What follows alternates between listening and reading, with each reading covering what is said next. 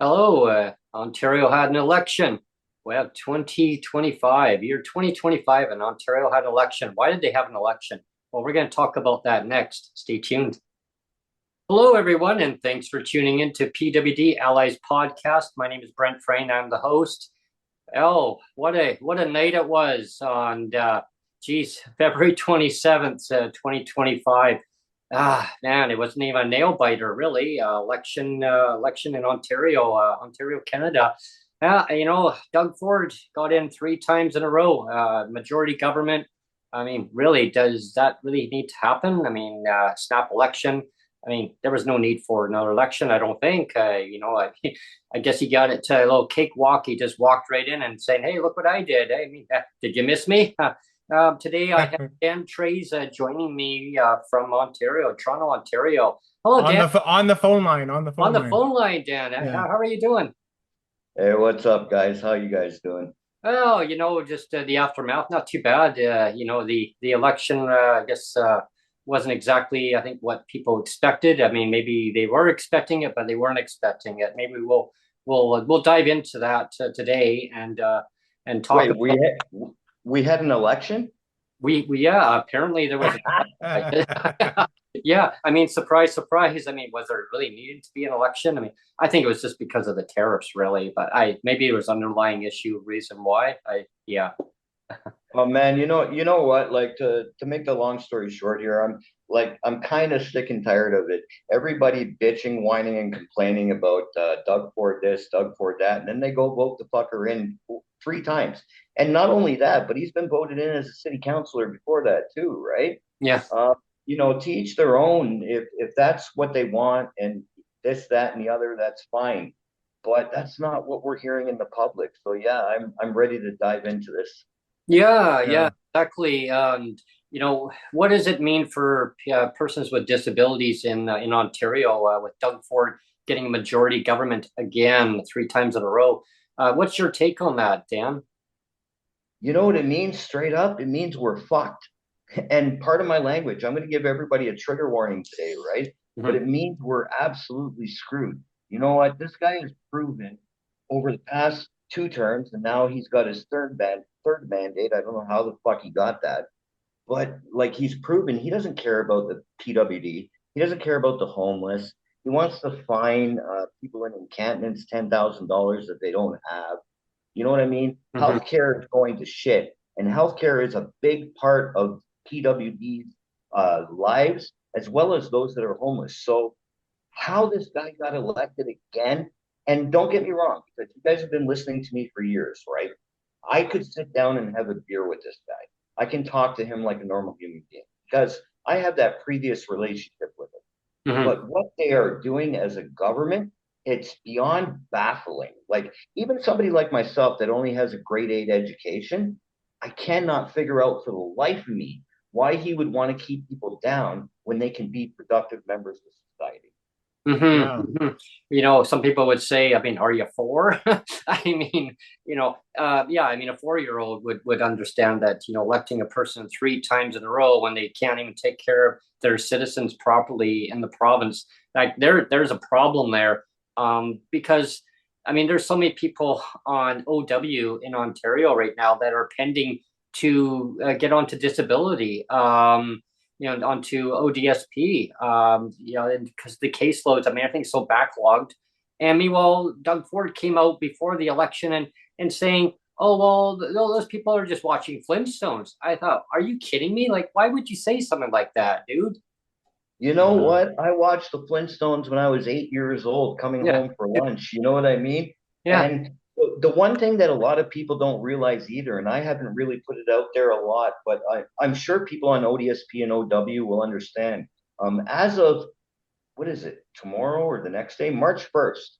As of Mhm. March 1st, Tomorrow, yeah. OW actually transfers over to the same people that take care of ODSP. So it's just going to be a fucking kerfuffle all over the place, right? I do not understand what this guy is doing. I do not understand how he thinks this province can survive like this. But and what I would say to my friends out there too, also last night I actually missed a podcast because I'm a little bit under the weather right now, right? So I went to sleep last night. I missed the whole election. I missed the whole thing. And I woke up this morning and it was like, what the? Are we in a province full of idiots? Seriously, we got to start asking ourselves this when we go to the polls and we are electing somebody that is ignoring the needs and wants and of a whole province as a whole. Mm-hmm. Oh yeah, absolutely, Dan. You got it bang on there. From my perspective out on the West Coast in British Columbia, I've been following the election very closely, and I just shook my head because I think, well, there's no need to have an election. Like, why waste millions and millions of dollars to have an election when there didn't really need to be an election? I mean, there should have just been going through the election cycle as normally as provinces do and premiers when their time is up after a 4-year mandate and have an election. I mean, especially when like people are suffering when in economic downturn right now across our beautiful country. Uh, Maybe not economically beautiful, but landmass, beautiful country, and there's a lot of great people across our country, and they call it Team Canada approach, right? Well, I mean, having an election, that's not really like a Team Canada approach there. There was no need for that. And people living in legislative poverty in each province, and an economic downturn, and you get a premier who decides to, play political football of using tariffs as a underlying reason. Well, I'm here to tackle the tariffs. Well, how about take care of your citizens? Well, honestly, Brent, that's exactly what David Eby is doing too. I mean, again, this is my opinion, but Yeah. I mean, his government is under fire for so many things. The crime is up. The safe supply is a big issue. It's been proven now that the safe supply that the government pumps money into was actually being trafficked around by criminals and resold again on the open. I mean, that's serious shit, right? Mm-hmm. And so David Eby is using this Canada First thing and the tariffs thing as a way to escape blame on how bad his government is doing on all kinds of fronts, on the health front, on health and safety, on everything. I mean, all you have to do is look out your window and see Mm-hmm. like so much crap and crime and everything else going on, and it just seems like the NDP is going, oh well, oh well. Mm-hmm. No, you're both exactly right, right? But what I can tell you about here specifically in Toronto, Ontario, is that okay, for example, I went to the polls, right? I went to do my duty to vote, and I get there, and even somebody like me that's a political nerd, I didn't know that we didn't have an NDP candidate. So I went there fully willing to vote for the NDP because neither other party were bringing anything to the table that was satisfactory to help the community as a whole. And when I got there, there was only a PC candidate, a Liberal candidate, and a Green candidate. Oh, What do you do, right? Like, what the hell do you do? wow. Yeah, it's really amazing the amount of people that voted. I think the news hours and a lot of the stats showing 43.5% of people in Ontario voted. Yeah, it was less than half. It was 43 and a half. I looked it up. Yeah. Yeah, Yeah. it was 43 and a half, and it was better than we had the last time around, but you guys know me. You guys have known me for like 5 years now. I mean, I'm scratching my head going, what the fuck is going on here? I understand that people want a better economy. That's great. I want a better economy too. I understand that people want better roads and shit like that. I get it. But tunneling under the fucking 401, getting rid of the green belt, which is prime farmland for our province of Ontario to provide fresh fruits and vegetables and shit like that. These ideas that come across and then people actually vote for him. That's the part that scrambles my mind. Like I said earlier, I could sit down and have a beer with the guy because I have a past relationship with him. Mm-hmm. But what he's doing to this province when it comes to like LTC homes, PWD, the homeless, the police, transit. It's mentally mind-boggling to somebody like me. Like I almost gave up a couple of days ago on politics altogether. You guys know I'm all into it. I want to help the community because of what I've been given, yada yada, the whole Mhm. sob story. But when push comes to shove, this election, I'm being honest with you and everybody else listening, this election drove me to the point of where I almost said, hey man, I'm gonna go fucking spoil my ballot because like it doesn't matter what I do here.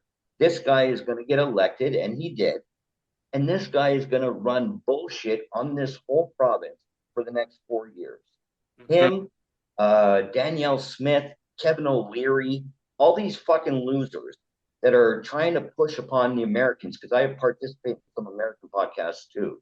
And all these fucking losers pushing this idea, oh, 51st state, blah, blah, blah.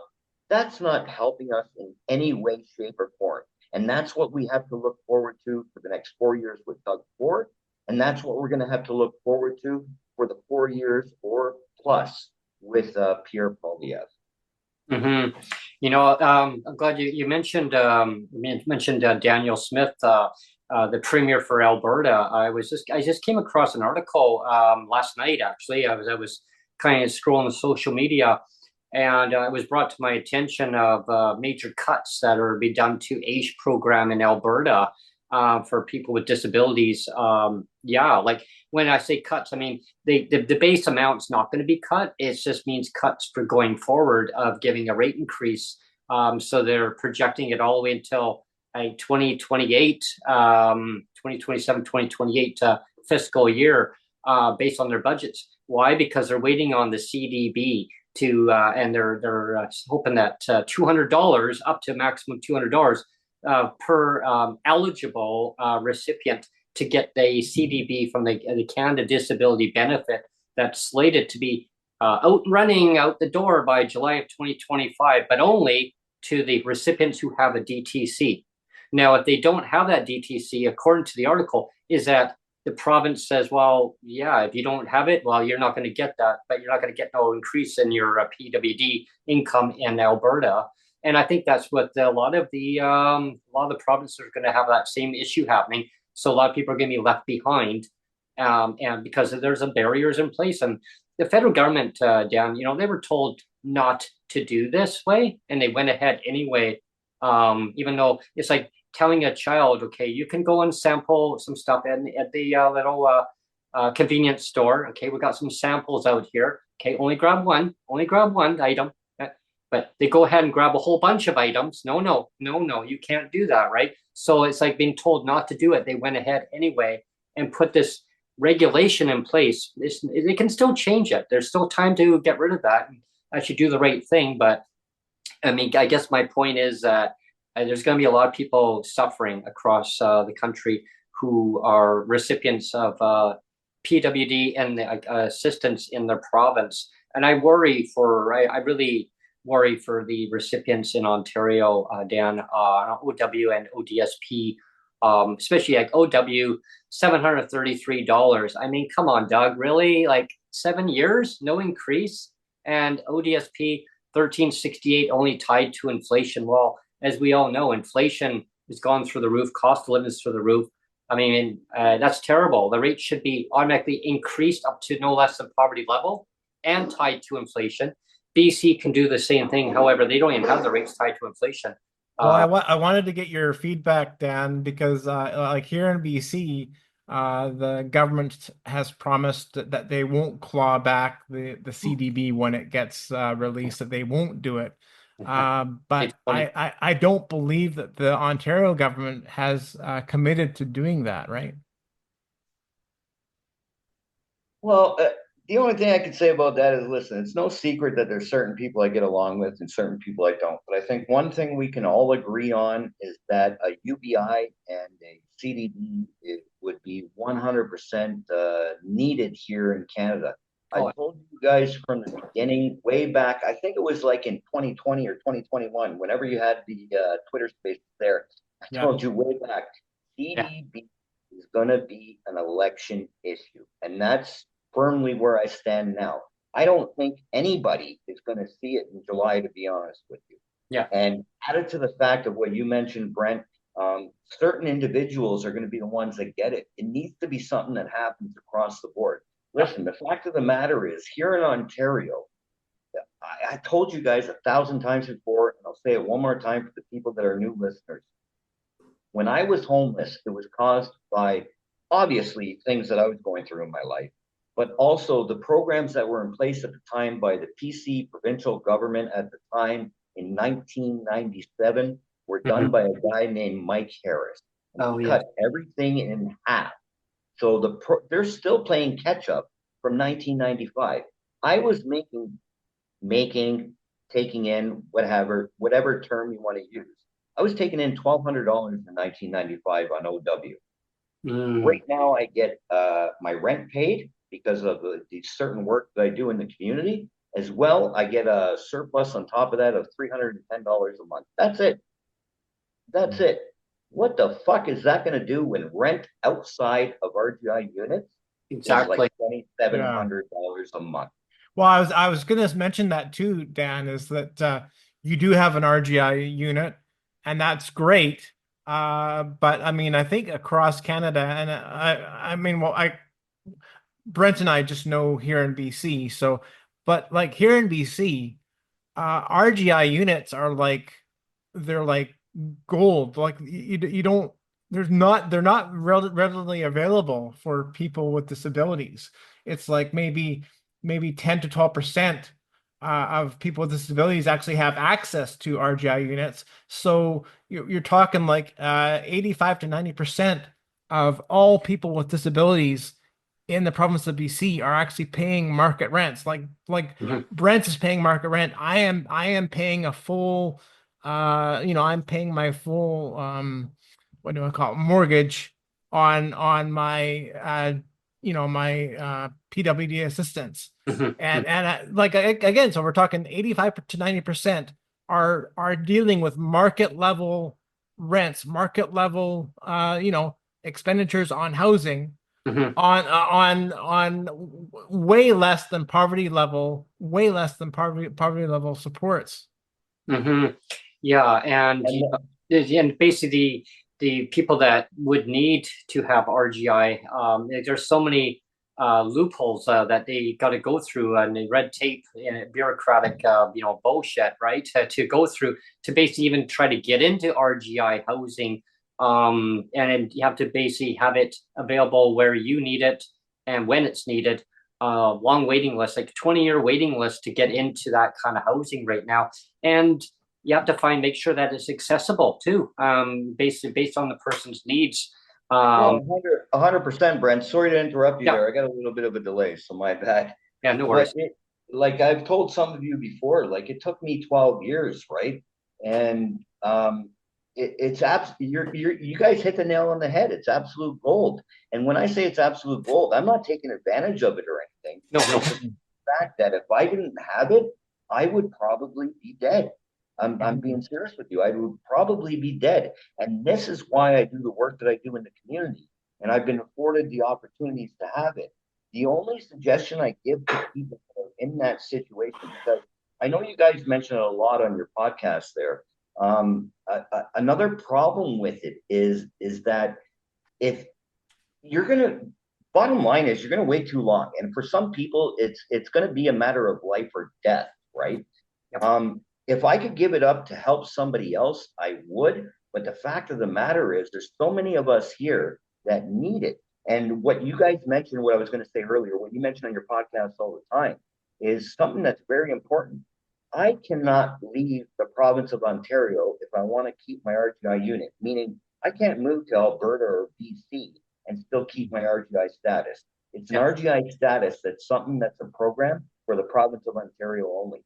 So I don't know what the fuck they got to do across Canada to get their shit together and realize that people that are taking in $1,200-$1,300 a month on assistance can't afford $3,000 a month apartments. But it's come to the point now, and especially here in Ontario, where, hey, we got to stop bitching about Doug Ford because you motherfuckers voted him in. And part of my language, but I hold accountable each and every person that voted this fucker in. So stop bitching about it and start joining and try to come up with solutions that will have an effect for each and every person in the community. Yeah, it's having a status disability or RGI in Canada. I mean, we're all residents of the provinces that we live in, but we're all citizens of Canada. And I strongly believe, and I'm going to keep advocating extremely hard on that this year and going forward. I have been before, but really this year and going forward is really pushing the politicians to become united of recognizing that a person with a disability or the kind of housing that they need based on their income.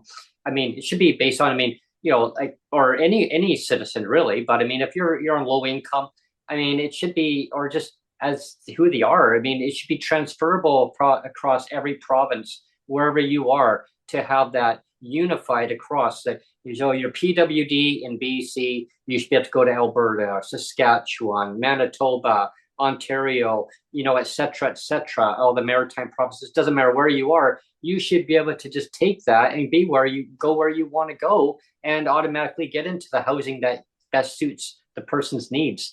I mean, it's all the intra-provincial barriers. And as we've heard on the news lately, people that are following the podcast or watching your local media, your news stations, the rhetoric that they're talking now is about intra-provincial trade barriers. Of course, with the looming tariff stuff that's going on, right? I think it's a good wake-up call for the country. They call it Team Canada approach, right? Hong Kong, but well, yeah, in a figure of speech. But sorry, Dan. But what I mean. But it's all that intra-provincial trade barriers. There should be no trade barriers. Like it just. No, All that red no more horn honking. No more horn honking. No, I think, honest to God, what it is listen, I accept the fucking results of the election. Yeah. I don't drive. I don't have my kids living at home. So it doesn't matter to me if it's Doug Ford or fucking Mike Schreiner, right? Who we've interviewed on this beautiful podcast.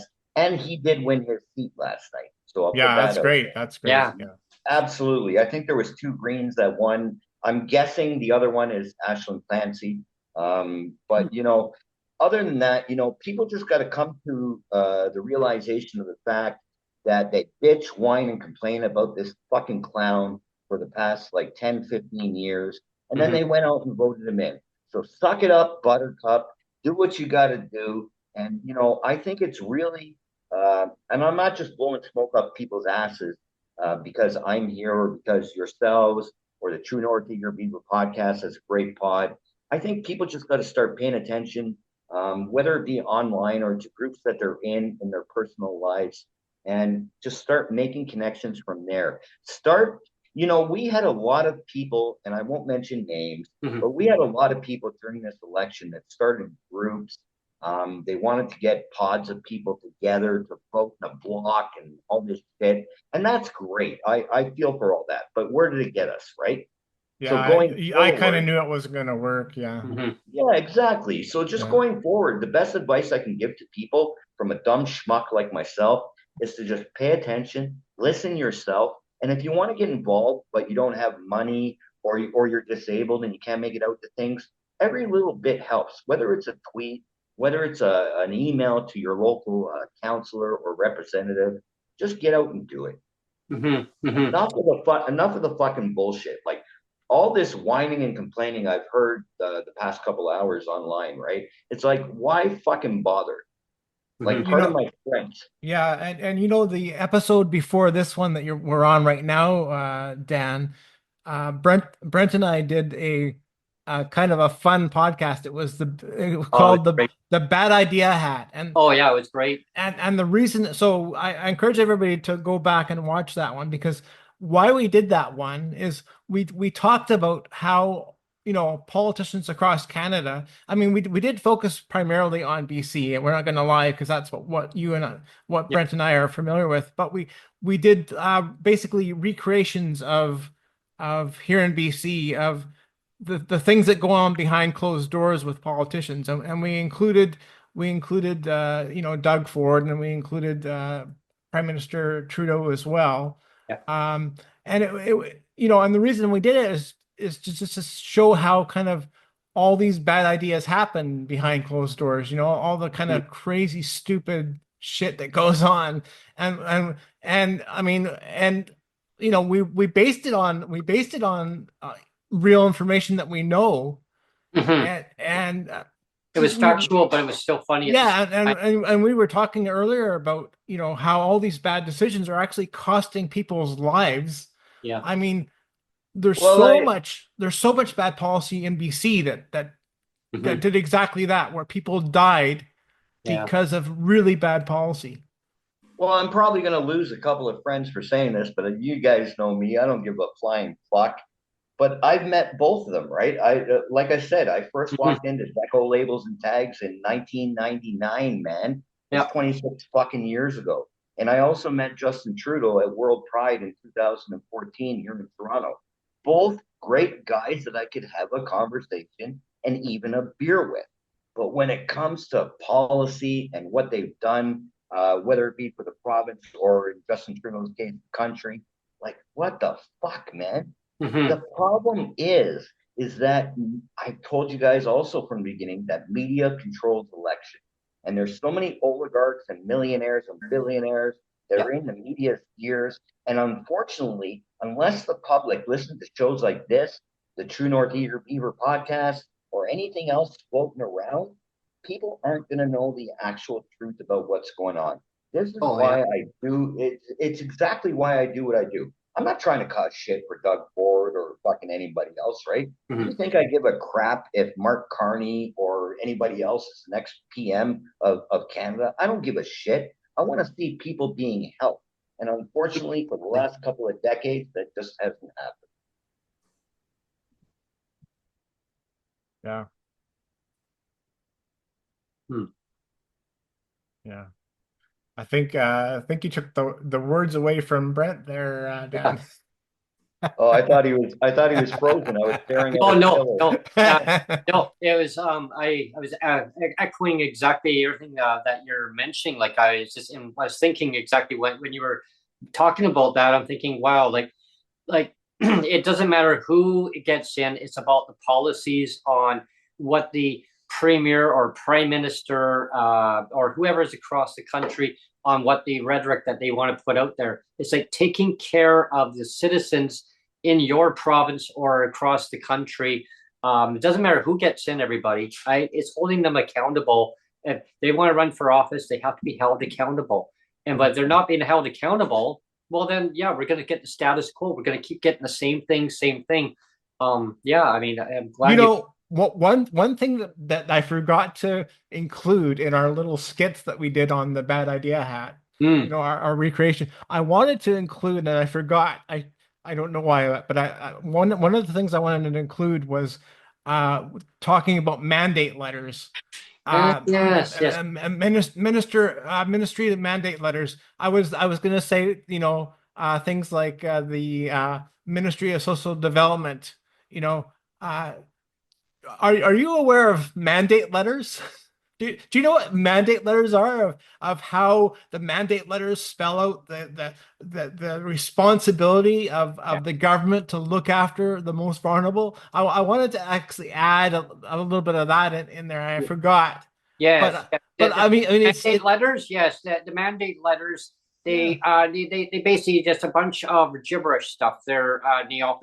The mandate letters, they actually tell the minister of common sense, like thank you for mentioning that, because that mandate letter is telling the marching orders. So I'm telling that minister what I expect them to do. Really, it's kind of like lemons. Lemons, you squeeze the lemon and you got to get all that juice out, right? Well, Listen, I can tell you, sorry, Brent, I don't mean to interrupt you, but I'm going to forget because I'm having fun with this. yeah. But I can tell you, mandate letters, excuse me, I'm coughing. Mandate letters mean bullshit. Okay. I can't go into any real detail. I don't know if I told you guys or not, but I sit on a board of directors of a health team here in Toronto that Mhm. has a mandate from both the province and the city.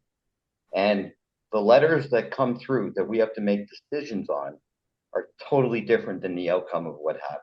So Mhm. Mm. mandate letters, you might as well take a number 2, wipe your ass with them, Mhm. and fucking flush it down the toilet. Yeah. Man. Yeah. Oh yeah. I remember those mandate letters. I mean they don't mean nothing. I mean exactly. You just use it as number 2 and just wipe your ass with it, right? Because they don't mean anything, Minister. To me, you know, I could just blow my nose with it really and say Kleenex, right? And I just throw it up and throw it in the file it under G. I don't have to. I don't have to really. You know. Make sure that you have these letters. I mean, to complete them. I mean, you'll get some of it done. Easy come, easy go. Yeah, but it's crazy to Yeah. me, right? Because again, we've talked about the fact that uh, that our own government system is based on you know the system in UK, Oh yeah. and the way the UK does it is when they have a new session of government, they release all of their um like they just spell it out at the beginning, like this is all of the bills, this is Mm, all of the bills that we're going to be releasing this year, and they give a little blurb on yeah. every single bill that Kind of an overview. they're going to be releasing this year and in this, you know, first session of government. And we don't do that here, and it's I just like, noticed that you know, why? Like, it because should be done that way. Yeah. it's all like a bunch of secret bullshit. Like it's just like, well, we'll do this bill today, and like nobody will know about it. It'll be It's kind of like a surprise, surprise. It's like an yeah. overview of these are the bills that we're going to be introducing, and so Mhm. the public know. Oh, okay, this is what they're going to be working on. If they don't, unfortunately, if they don't get to some of the bills, at least people know these are the ones that they were going to be getting to work on. If they called a snap election or something, go, oh yeah, I don't want to get to them. Let's call a snap election. Nothing to see here, folks. Well, the public for sure needs to know too, Yeah. but I'm talking to even like the opposition government. I mean, Oh the yeah. opposition governments don't even know like what the hell is going on, because I know. they're in the dark about all these. It's like they'll just like randomly like, hey, let's table this bill today, and like Yeah. opposition governments are going, well, what shit? Yeah. Like, Yeah. you know, you know. Listen, listen, here's the problem, okay? I'll tell you guys straight up. I'll tell all the viewers and listeners straight the fuck up. The problem is everybody and their grandmother, all 3 of us here today, and every other fucking Canadian, 40 plus million, knows that if they provided healthcare, if they provided proper education, things for the homeless, things such as no clawbacks, shit like that. If Mhm. they did all that and then did all their dirty work behind the scenes, nobody would give a flying fuck. The Mhm. problem is all governments on all 3 levels have figured out that they can get away with this. And not only that, but they don't have to respond to the fucking public. They can do whatever the hell they want. And they're not being held to account for what they are doing. It's unfortunate that nurses had to fight for what they had to get. It's unfortunate that the homeless, I don't even get how this is going to happen, but how the homeless are now being fined $10,000 for sleeping somewhere because they have nowhere else to fucking sleep. Yeah. Yeah. That's So I don't get what they're not understanding. If they just took care of the basic need of each and every Canadian, the other bullshit will handle itself. Yep. Yeah. Bingo. Exactly. Yeah. Basic needs have to be met, and fining $10,000 per homeless person because yeah, I mean they just want a safe place and maybe they're cuddled up in an area that they feel safe. I mean around, you know, maybe other family, maybe their family, they're all kind of huddled up into an area and they feel is safe. And then the city bylaw officers come by. Nope, you need to move on. Well, this is my home. Like, this is my home right now. Well, no, you can't be here. During the daytime, you can't be here. You can come back here nighttime, but during the day, no clean up. And then they don't. Then they throw all their stuff, all their belongings in the garbage. Like what the fuck? I think I've said it to you guys before. Bottom line, long story short, here's what happens. Doug Ford rolls in. He finds every homeless person from Toronto to fucking Hamilton, right? You know, Oakville, London, everywhere, right? You Mhm. find them $10,000. We all know that there's no fucking homeless person that'll pay a $10,000 fine. Oh, So exactly. what happens is now they have the Ontario government has for the past couple of years has had the ability to put a. Can you hear me still? Yep. sorry guys. So they have the ability to put a lien on your income tax. So Uh, for example, myself right now, I have fines from 22 years ago that they're collecting on, right? 2002, right? So 23 years ago. And that's great. They can collect on them because I owe them. That was me, yada, yada, done deal. But they have a hold on my income tax return. So any work that I work in the next whatever rest of my years in my life is mhm. going to be taken away until those fines are paid off. So what fucking homeless person do you know that's going to be able to get out of the rut that they're in, so to speak, if this is what's going to happen? Yeah. Yeah, exactly. It's like kicking them when they're down and then punish them because they're being homeless, no fault of their own. I mean, there's so many reasons how people become homeless. I mean, the building could have burned down, building could have been sold, condemned. There's so many reasons. Rent evictions, I mean, that's huge. I mean, there's so many reasons, and or market rents. Rents are so high. I mean, people can't afford these market rents, and so they become homeless, and then the city punishes them for being homeless, and then they get a fine on top of that. Now all their money is now is getting paid to pay back a fine. So now they don't have money if they do find housing. They can't get into that housing because now basically the amount that they got to pay, yeah, it just comes off that pay, and now their credit is shot because now they haven't paid. So now that reflects negatively on them too. So it's like they punish a person for being who they are. Like I don't know, Well, like that they'll screw up. last year they took $2,300 off me, and Ooh, I Yeah. had Wow. 2 years. Yeah, I had 2 years to collect. Right, I had 1 year that was a work year, and I had another year that was on assistance. Okay, yeah. and the fact that they took that from me, that's okay. Whatever. I Mhm. owe the community that because you got to pay your dues. You got to be a man or a woman. You got to, so to speak, quote unquote, man up, pay your dues. Right. Yeah. So take that from me. Great. I'm going to survive because I have an RGI unit. Hmm. That's the Mhm. only reason. Anybody else that would have been in the situation that I'm in Oh yeah. would have probably become homeless. And people call me crazy for saying this, but they don't know because they don't understand.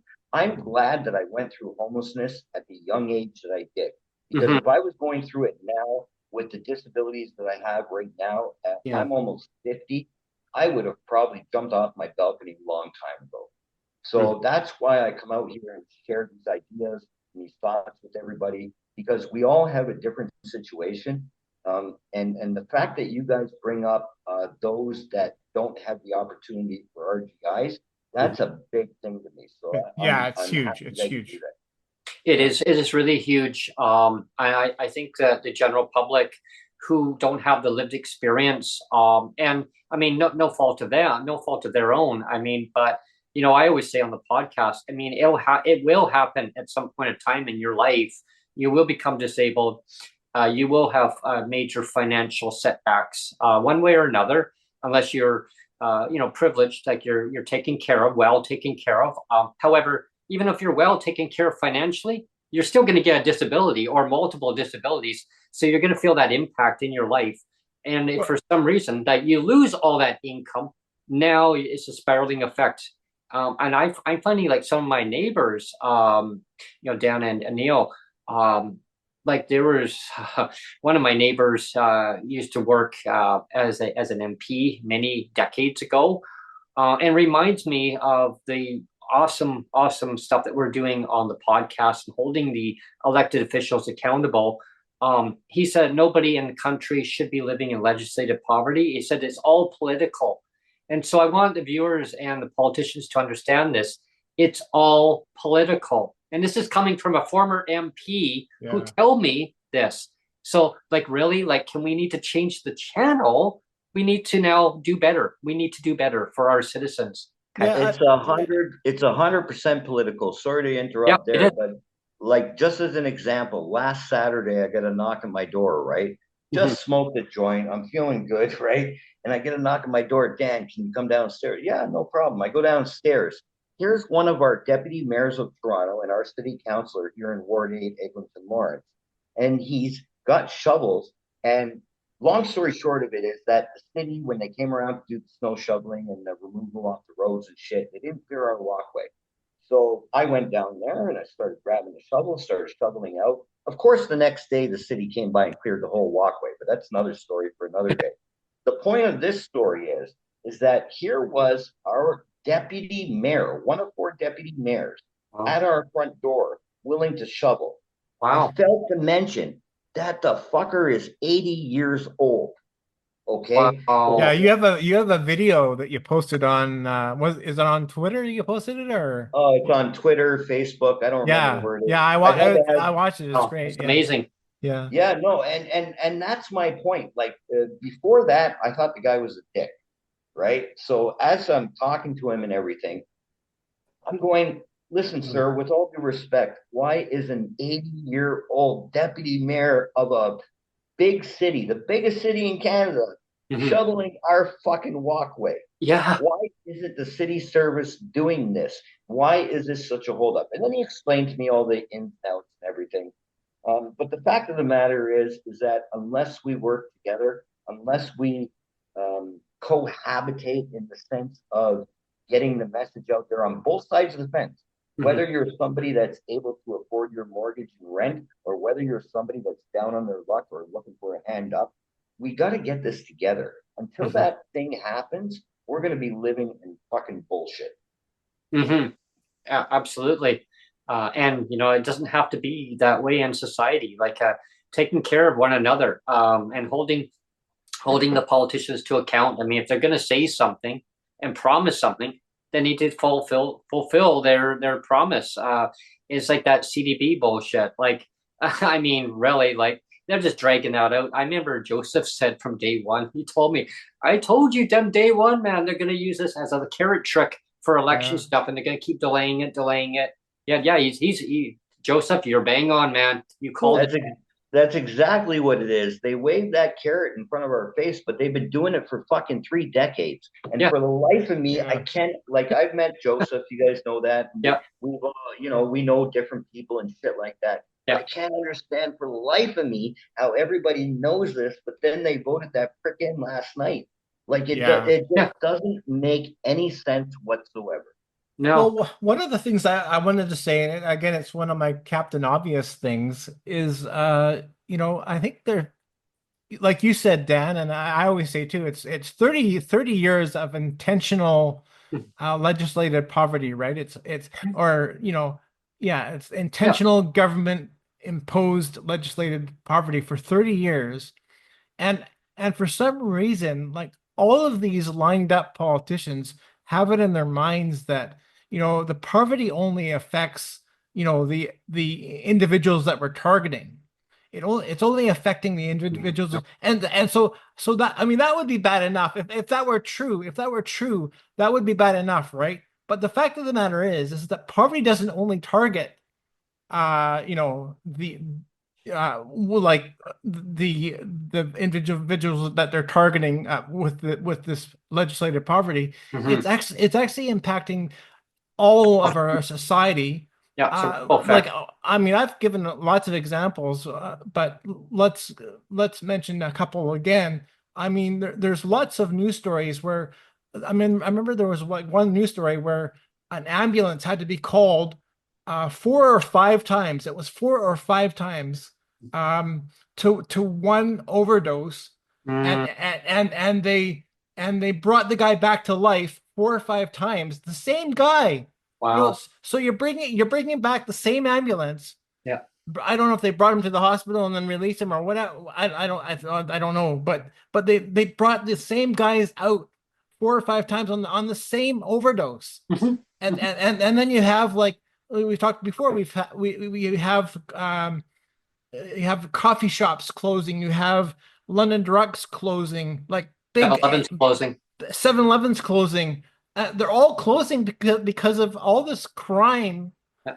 because people are like overdosed out of their minds, Mhm. and And- and Well, it's like, well, Yeah. yeah, Sorry, Neil. go ahead. Right Go ahead, direct Dan. to what your point is there. It's what I've said. Another thing I've said to you guys all along, right? I'm not saying it to try to get a job or make money or anything like that, but it's the lack of lived experience. Yep. So you get all these people voted in and shit like that. And I get it. They got power and they've been around. They got a portfolio. But the lack of lived experience is what does it for me. Like, you guys know, my good friend is Dr. Lee Chapman, and she's the chief nursing officer of Canada. And her brother was lost on the streets back in, I think it was 2015. Mm. And she was a pro supporter of these safe injection sites and shit like that. And I have mixed emotions about those. But when I heard Doug last night giving his acceptance speech, and he was talking about them like he was saving, he said specifically saving daycares and schools.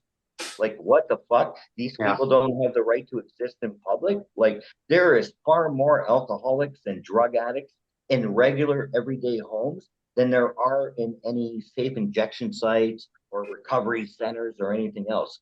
So it goes back to what we've said all along. Everybody's got to fucking work together. And it takes some lived experience to get in there, whether you're elected as an MPP, a city councilor, or you're just helping out on a campaign.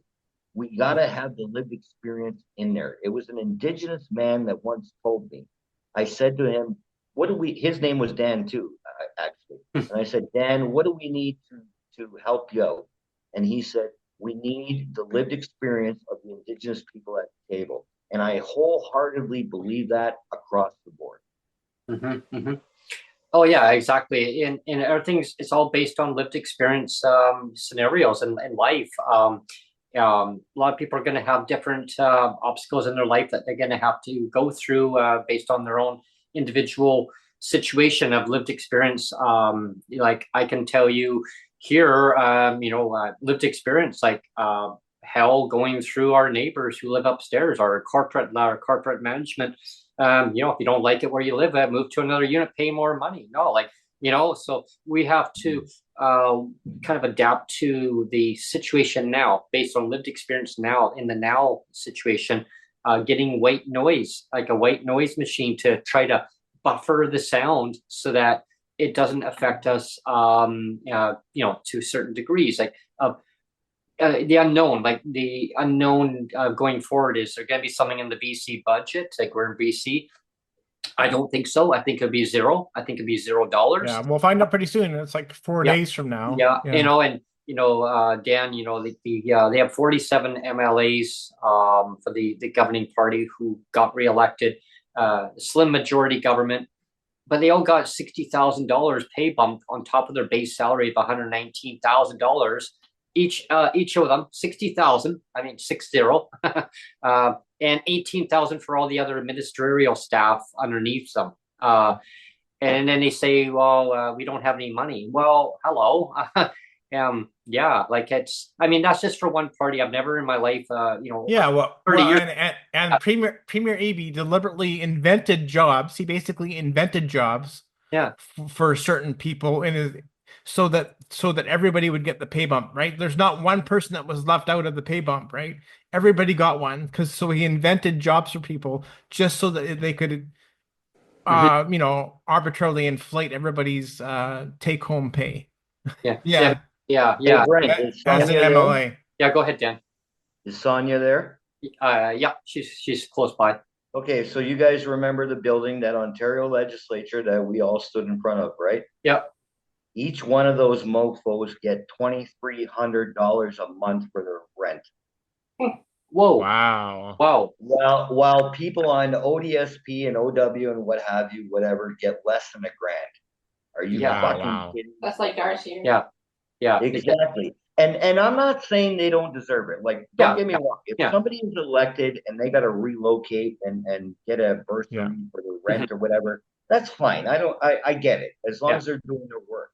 But unfortunately, this fucking government, and I can't even talk about it after this. After this podcast, like seriously, I'm not going to be talking about the Ontario election anymore because quite simply, it's straight up. I don't care about the excuses. I don't care about somebody, this, that, or the other. I don't give a fuck. Like 43.5% of the people voted, and they voted this motherfucker in. Mm-hmm. Mm-hmm. Yeah, and you know they I always say you get what you vote for. You know, if you don't vote. I mean, then this is what happens. Yeah, I mean it's If you don't vote, you don't have the right to bitch and whine and yeah, complain. Okay, yeah, it's that simple. And if you want to vote for Doug Ford because you love the PC party, like I said earlier, if you want a better economy and all that bullshit, and that's what affects you, I'm all for it. Like I accept it, right? I might not vote for him, but I accept it because we live in a democracy. Once you start like bitching and whining and complaining and you don't get out and vote, and when you do get out and vote, you vote for the fucker you're bitching and whining and complaining about, mm, that's when the gears turn off. And I don't care about your gas prices. I don't care about your tunnels. I don't care about none of that bullshit anymore because none of y'all are caring about PWD. You're not caring yeah. about the homeless. You're not caring about bettering our healthcare system. You're not caring about any of that. So, it is what it is. Hmm. Well, especially when I saw on the platform there was nothing under the PC party, zero, like nothing, zero, like zero. There was nothing under the platform for PWD, like ODSP. But the other parties seem to have like a little bit of percentage here, no double ODSP in their second year. Like they're kind of like a little pattern there, but under nothing under Doug Ford, like nothing under the Conservatives. And I thought, Yeah, are you? sorry, Brent. Yeah. Bonnie Crombie did during the election promise to double the ODSP. Hmm. Mike Schreiner also, as you know, did. He's been a fan of that from the beginning. Oh He's yeah. a staunch supporter.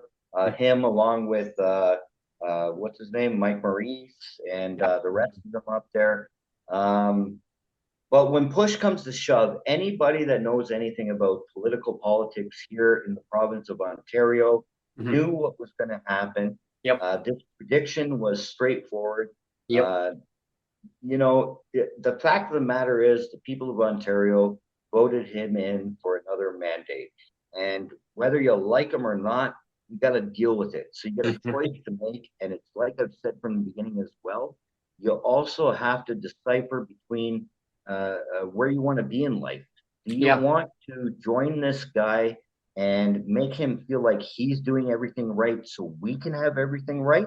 Or do you just want to sit here and go, wah, Doug Ford's in, wah? So Yeah. my suggestion to people would be to, and I know it's been done before, but write him. Yep. And as much as you're going to hate me for saying this, even possibly join the campaign because he's going to be campaigning for the next 4 years anyway. So join the campaign to ensure that the rest of us get what we need in order to be productive members of society. Yeah. Hold them accountable. I mean, rate your MP. Like, yeah, like you said, Dan. I mean, like, rate, join. I mean, if that's what your person wants to do. Yeah. I mean, it's about holding the elected officials accountable. Because if you don't hold them accountable, yeah, they're just going to keep on doing status quo, and it's like wax in the ears. They don't hear anything. They only hear what they want to hear. And that's unfortunate. Yeah. And I did want to go back to, I mean, we're Or not going to, bees down the throat, you know. yeah, I did want to go back to what we were talking earlier, but I'm not going to mention any names. I'm not going to mention any names, Dan, at all.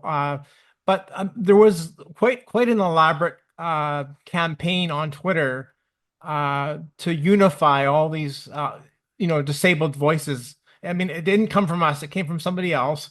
It was this big unification campaign. It's like, let's bring all the disabled voices together to overthrow Doug Ford, and I saw, like, there's so many people that are posting, and I saw it, and I'm going, this isn't going to work. This isn't going to work, right? And all it's going to do is it's going to make more. It's just going to make uh people with disabilities like more like depressed and all that kind of stuff. And that's kind of exactly what's happened. Like, if you follow along, it's like everybody's all like pissed off now, and it's because you put your energy in the wrong thing. Like you were saying, Dan, if you want to do the right thing, like go and get involved in a campaign, write letters to the direct people involved with the direct power. Do that. Don't just like waste your time on this Twitter campaign that did absolutely nothing except like cause harm, like mental harm and anguish to like thousands of people with disabilities. So Mm, I'm well aware, obviously, as you know, of the campaign you speak of. Uh, Yeah. like yourselves, I won't mention any names. mm, What I will say is the mistake that was made was people saying, uh, vote with us, stick with us. It's about us. It's not like when I put my message out there, what I say to people is, I'm not going to tell you who to vote for, but I'm going to tell you who not to vote for. And I don't care. Like, for example, like I said to you, I spoiled my ballot, man. I straight up, I went in and spoiled my ballot because the candidate I wanted wasn't there. mm, So I'm not going to tell you who to vote for. Um, I think a campaign of expressing to people to get out and vote, mm, to stop with the bullshit and excuses. Like, seriously, I don't even care if you're in a mobile device. Straight up, there's a way to get a hold of somebody or to get your mail-in ballot done or to get somebody to deliver your ballot to one of those yellow boxes here in Ontario. Um, so yeah, I think that particular or any other campaign that's similar is great to get people together to vote, but the message that was put forward there was vote with us, Yeah, the vote with us. messaging was wrong. The messaging was Yeah, wrong. Yeah. mm, and that's what I don't go with. I Yeah. understand there's political people involved, community members, groups, whatever, that are going to try to get involved within politics to get their message across and everything. And whether they're right or wrong, that's okay. That's their right as long as they're not breaking the law. Um, but yeah, you're exactly right, Neil. The particular message that was put across was what the mistake was. I don't think it would have changed anything because No, it we wouldn't have. yeah But it did cause harm, I think, like mental harm and anguish.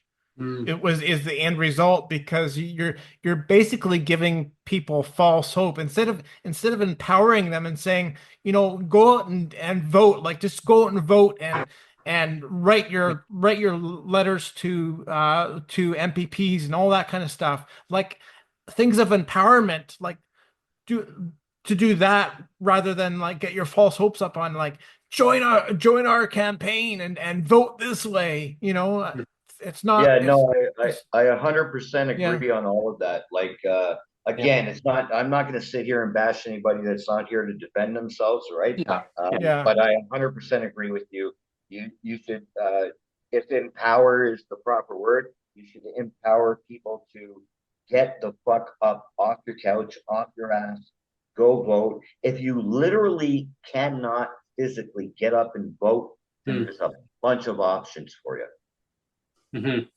Yeah, there's definitely options to vote. I mean, write your MP. I mean, there's like so many different um, ways of getting out there. Like saying, well, if I don't have transportation or mobility wise, yeah, there's options where you can channel to make the arrangements to get out there and vote. Yeah, I mean, it's like in BC, they have those kind of options set up too. I know in Surrey, Guildford, just for instance in BC, we know what happened there. Yeah. Yeah, That's a uh, whole other podcast, Brent. yeah, yeah, yeah, We're yeah, actually at the end of this one, so we should wrap up. yeah. Well, Dan, like always, always a great pleasure having you join us on the podcast, especially on today's episode, talking about the repercussions of the breakdown of people electing Doug Ford in for a third term and how the impact is going to affect people with disabilities and people on OW, the healthcare system. I mean, you name it. It's a whole ripple effect across the nation, in Ontario nation, that is, yeah, Ford Nation. Doug, like recognize the people in your jurisdiction in your province. Take care of the people on OW. Take care of the people on ODSP. Give them a rate increase up to no less than poverty level. I know you can do it. I have faith. I have faith that you can do it. It's all politically driven. Just, you know what? Just do the right thing, sir. Right? Do the right thing. Take care of, show leadership that you can actually take care of your citizens. I mean, maybe other provinces will follow suit and they'll say, hey, this is a great idea. Maybe other premiers will say, hey, Doug can do it. We can take care of our citizens too. Nobody should be living in legislative poverty anywhere in Canada, period. End of story. Done. Listen, guys, it's always a great conversation. I appreciate it. And Yeah. I'm going to do something that I've never done before, but like, Doug, I know I'm going to send this shit to his office, okay? Yeah. I know you're going to be listening, Doug. Bottom line is, brother, 1999, I walked into your company as a guy fresh out of fucking jail, and you guys gave me a job and an opportunity. Remember that as you go forward with your third mandate from a province that you don't deserve.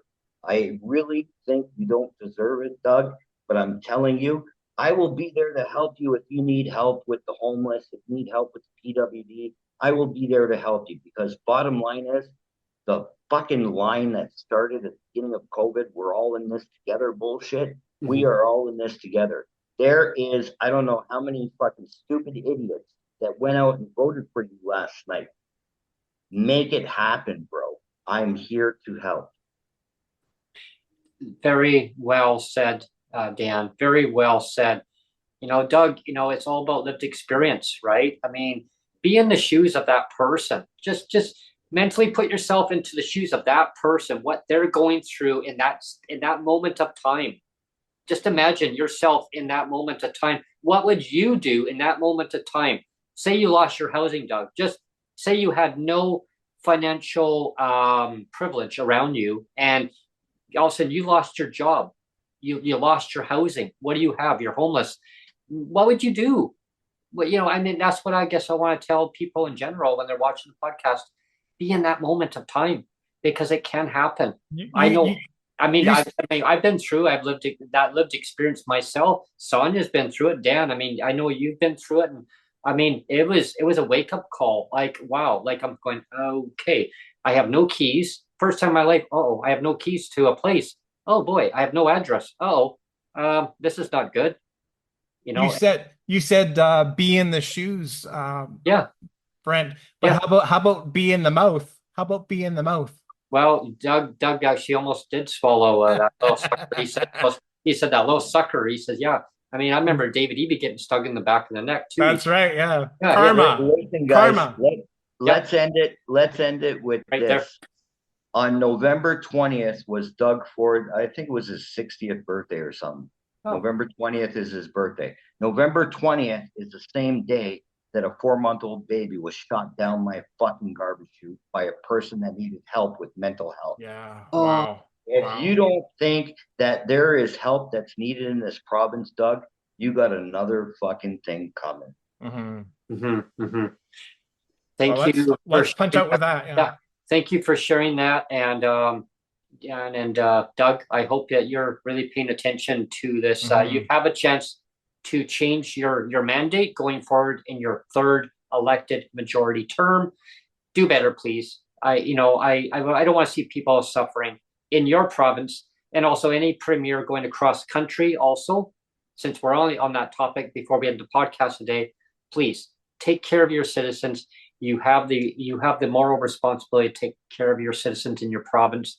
Please do it. Doug, you can show a leadership and actually show example. You can do it. Every other premier is going to follow. Thank you, everyone, for tuning in today. I hope you enjoyed the broadcast. As always, please subscribe, share the content. If you like the channel, there's a little like symbol down there. There's a $sign. If you're in the position of donating and helping out the channel, that'd be great. I did have some comment regarding the channel just recently about the hours needing to. How much money are we making on the podcast? Yeah, I said, unfortunately, there's no money being made right now on the podcast, and there's we need 800 watchable hours. So if you love the content, keep binge watching. Yeah, like just binge watch about four or five episodes, and then I'll get us up. Yeah, I did. And any of you watching this, I make no money off this. I encourage you to get what you can at any time to these guys. They do put on a good show, and they do get the word out there about PWD issue. Yeah, sometimes I'll go and binge watch some of my Breaking with Brent or my Trump thing. I'll just kind of look back and say, yeah, that was pretty funny. I'm like, but definitely, definitely subscribe, watch, and share the content. If you'd love to come on the show, talk about your lived experience, what you're going through, and what do you want to see going forward about holding the politicians accountable. Talk about it. Let's make change happen. Let's change as a ripple effect throughout society. It benefits everybody when everybody is able to put something back into society, back into the community that they live in. Let's get rid of interprovincial barriers where people can actually live in the area that they want. They can be able to take their PWD status across our country, our beautiful country. Let's make that happen. Let's make 2025 and going forward a reality for so many people. Because you are who you are in the country. You should be able to live wherever you want to live in the country, not based on what the province says, what you can and cannot do. Thank you again, everyone. And thanks, Dan, especially for you for joining me today on the podcast. Look forward to having you on again very soon. Thank you, everyone, for tuning in.